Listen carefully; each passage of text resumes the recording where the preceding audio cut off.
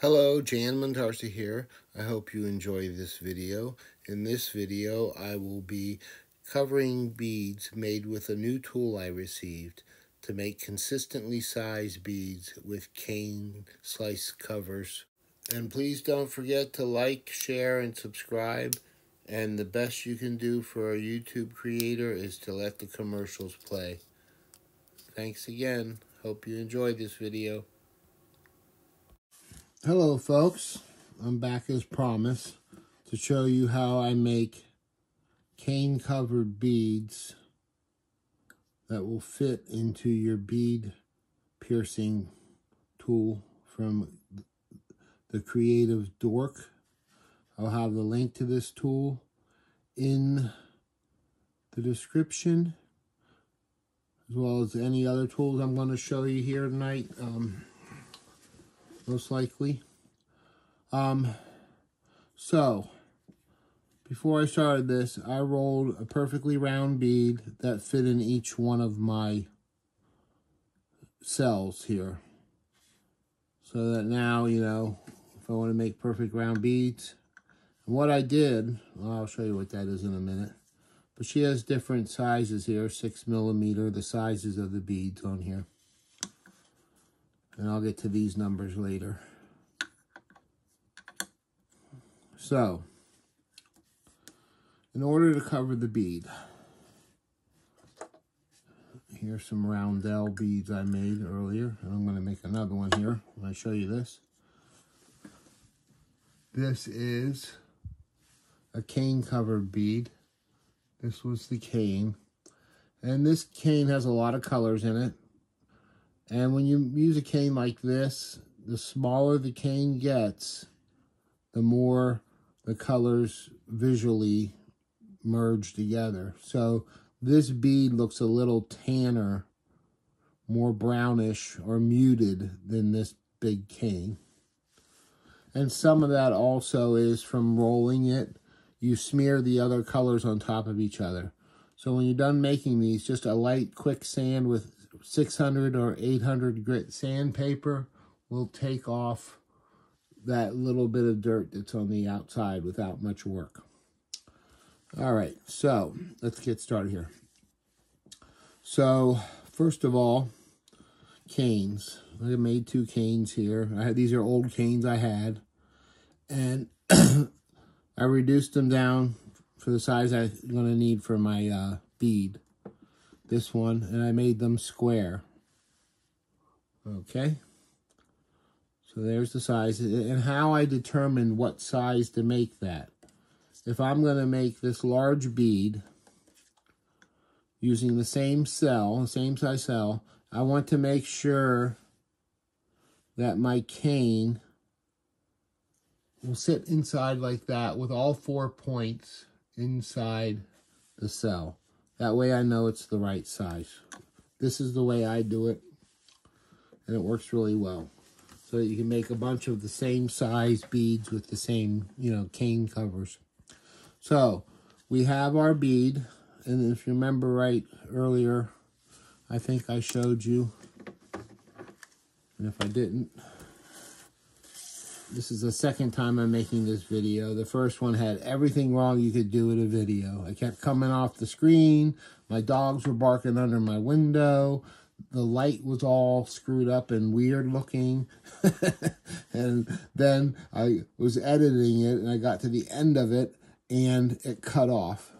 So I reset everything up the way I like to do it. So this is a digital scale, and this actually glows blue. It's backlit. I don't know.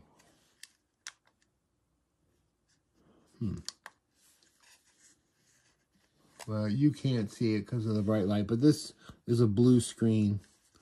And I'm going to try to hold it still for a second. Right now that means unstable. But it's very accurate. It's a digital scale, and it weighs in grams, ounces, grains, whatever grains are, and carats. I'm using grams, little g for grams. Okay, now I gotta hit tear to zero it out. And now it's at 0. And I can't really pick up because you can see how it moves because that little bit of tilt affects the weight. But it's very accurate. Anyway, so this large bead is 2.1 grams.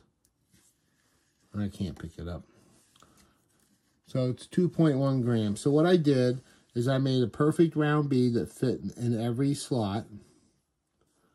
And then I weighed it. So now, and I wrote it with Sharpie on the back side. And the reason I did it on the back side, that if I'm doing this,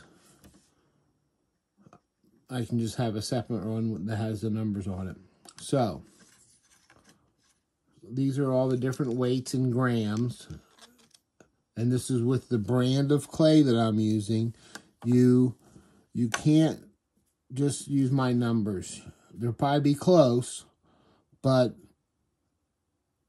different clays have different densities. I'm using a mix of Primo scrap with blackout in it. So it's not going to be the same as plain Primo, but it'll be close. And another thing too, when you get to these smaller beads, like this weighs 2 grams. But it weighed 2 grams and I took some off and I weighed it and it was 2 grams. I took some more off. And it's when they get, the smaller they get, the more approximate you are. But anyway, because it's such a little bit, you can have it be 2 grams. I'm going to turn this way, maybe you guys can see it. Nope. But then you can put a tiny bit more on, and it's still 2 grams. There, that finally went to 3 grams. Take that little piece off, and it's still 2 grams. But anyway, so when they get down to the small sizes, it's just an approximate, but it works. It was 2 grams, and I kept taking a tiny bit off until it hit 1 gram, and then I put some back. Anyway, that's how we do that. So I need, I'll just use this one. So I have this ball that's 2.1 grams, which is my large bead, okay? And I want to cover it with slices, but if I cover it with slices, it's going to add more clay. The bead will be bigger, and it won't fit. So that's what I'm going to show you. So we have our cane, and we had it reduced down. These are old canes I have, and I really like this cane. I do a lot with this type of cane. And like I said before, make sure the cane size for the hole you're in, I'm making this size bead, the 4 corners just fit inside the circle, and that'll give you the right size. So we're going to need 6 slices off our cane. I'm trying to say this is my blue line so I don't go behind. And try to make them even. You don't need them too thick.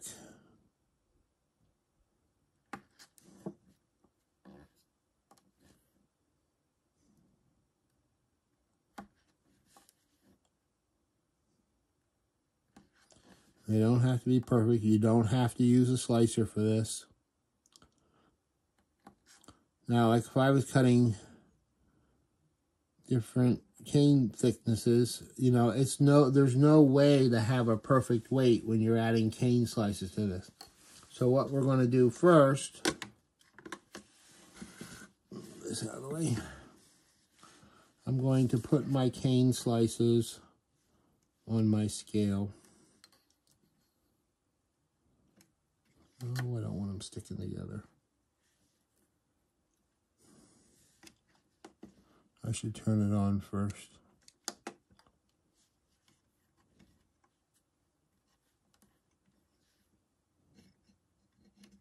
And hit tear. That sets it back to 0. Okay. Now it's 0. And this one's kind of thin. I'm going to cut a different one.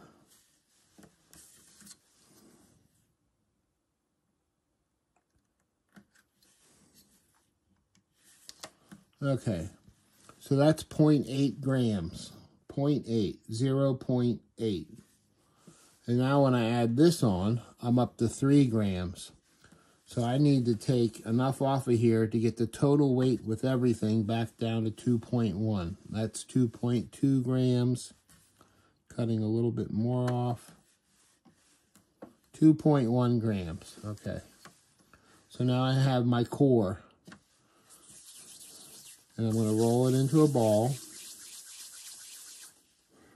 And then I'm going to push it into a cube. Let me move this so there's white behind me so you can see what I'm doing here. I'm just squeezing, turning it different ways, pressing it into a relatively square cube. And I'm going to add my slices. Now your slice, when you put a slice on, it's going to go out past the edge of the cube, and that's okay. And we're going to go around one whole band around the outside of the cube first.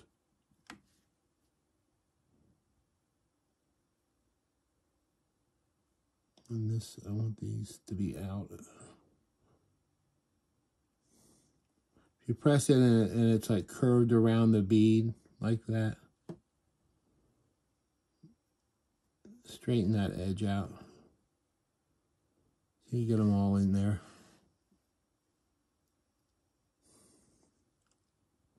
And then we're going to put our other two on the other sides.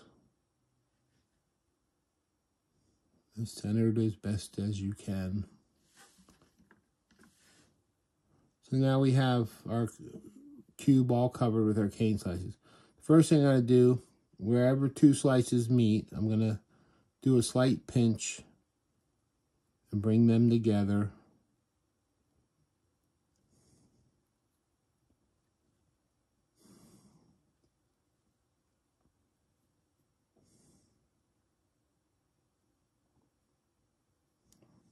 Doesn't have to be perfect. Then I'm going to take opposing points and we're going to just press a little bit. And then I'm on the same side, the other 2 points I'm pressing in. This rounds out the bead.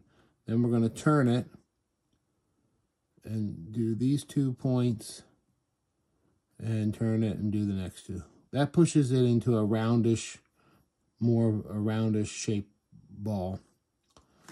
Now we can roll it. Now when you're rolling a bead, you don't need a lot of pressure. This clay is already soft and warm because I've worked with it. And the only place my hands are really touching is around the perimeter. And for a round bead, and you can see how much black I have on my hand. That's going to get on the outside of that, but it's okay because I'm going to lightly sand these when I'm done with 600 to 800 wet dry sandpaper with water. Anyway, keep the bead should roll around in this part of your hand, and your hands are almost slightly cupped, like a little cave in there. And I'm not putting much pressure. The harder you press together, the more squashing you're going to do, and it's going to make your bead be oval shape.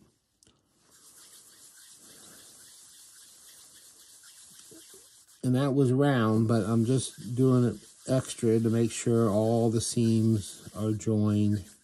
And when you stop and restart, the bead repositions itself. Okay, I think that's good. Look at it. Let's give it a little more. All right, I'm happy with that. Now, on this particular bead, I want to have my pinhole right here where the 3 sides meet together. So I'm going to drop it in there, and you see it fits nice, just like it was before I covered it, because we took away the weight. And I need to dump these out. I'm going to put my top on. Make sure you get these bead pins from Creative DORK. Kira owns the rights to these pins. They are stiff stainless steel. They're very sharp. and they're great for piercing beads. This is also her new, less expensive version of a bead rack. She had the big ones that were around for years and years. She owned the rights to those. It was the #1 seller on Amazon. And whenever there's a #1 seller of something, China rips it off, and Amazon allows them to do it. And they undercut her price to the point where it wasn't worth her to have those manufactured in the USA anymore. So that's her new version, and it's adequate. All right, now I'm going to go straight down through. Spin your pin.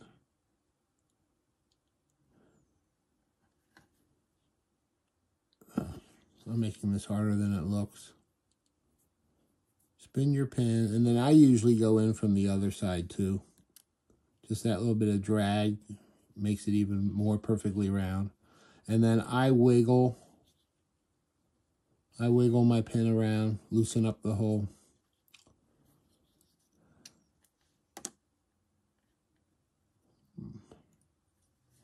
And I haven't had the need to use any powder or anything. These have come out fine. Okay, so there's our bead. I hope I'm on the camera best.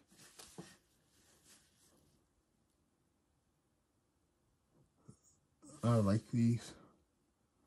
All right, now, I just wanted to cut in here and show you this necklace. In this necklace, each bead, except for the central large one, is 0.2 grams lighter and smaller than the bead next to it on each side. It was made in the same way by weighing all my cane slices first and then making up the difference with the scrap clay for the core. Having a digital scale is really worth the money. I want to show you something else next. Now this is another tool. This is called the Magic Press, also from Creative DORK. Okay, and what this tool is for, set this down. This comes with different rings. These are 2. And it allows you to make rondelle beads.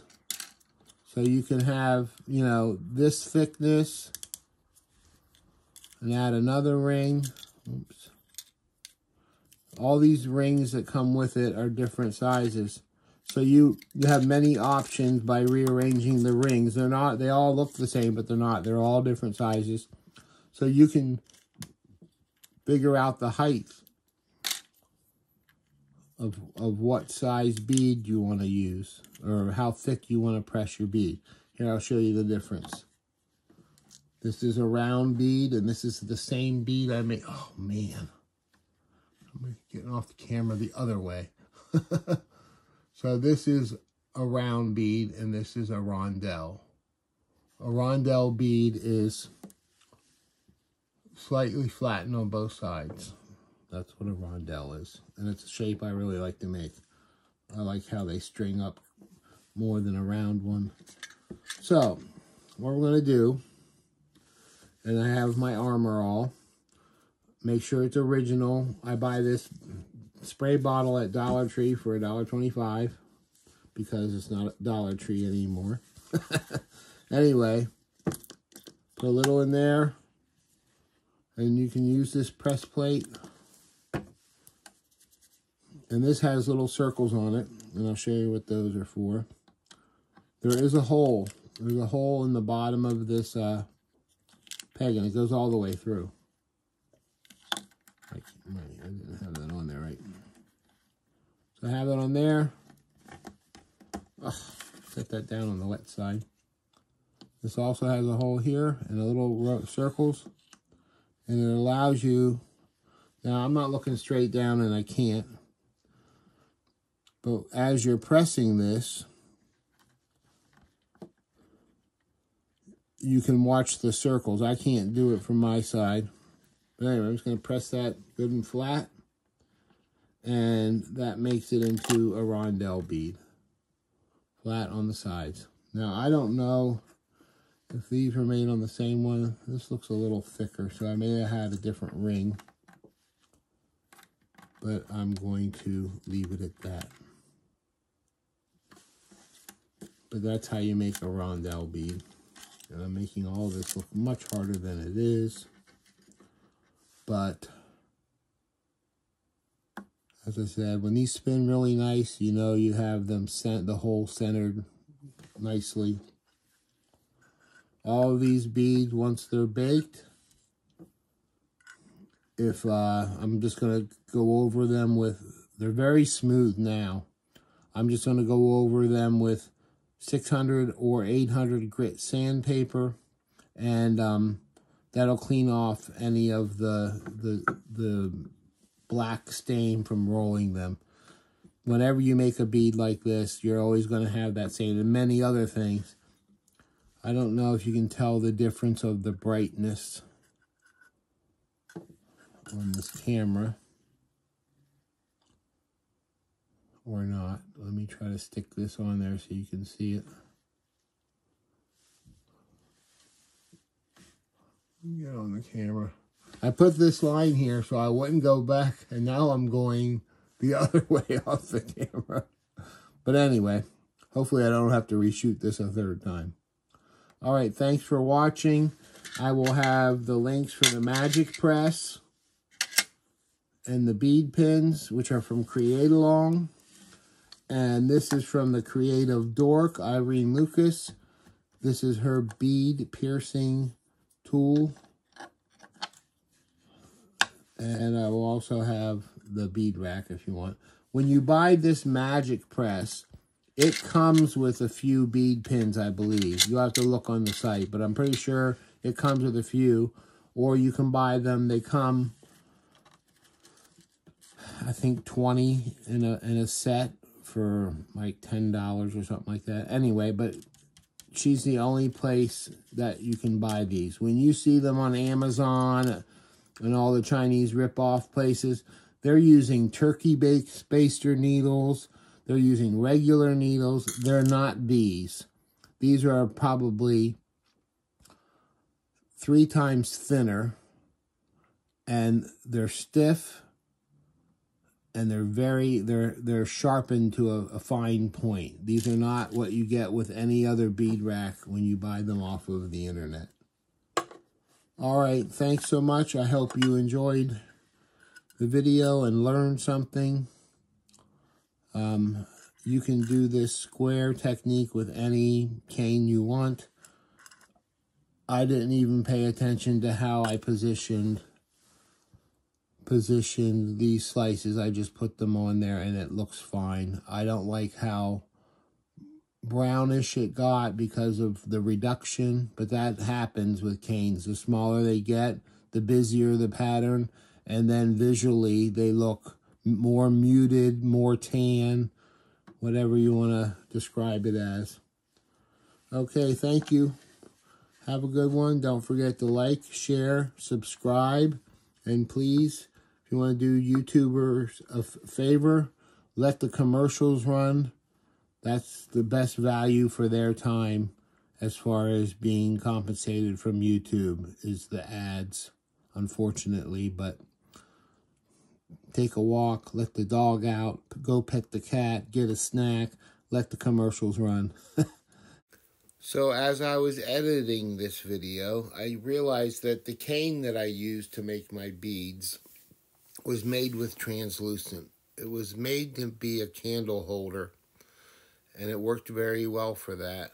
It also worked very well for a bracelet that I made from leftover cane slices. But now when I bake the beads, the black scrap clay core may darken them. The next time I will have to make them on white clay so that the black clay doesn't show through the translucent center part of this cane slices. Thanks again. Hope you enjoyed this tutorial. Till next time.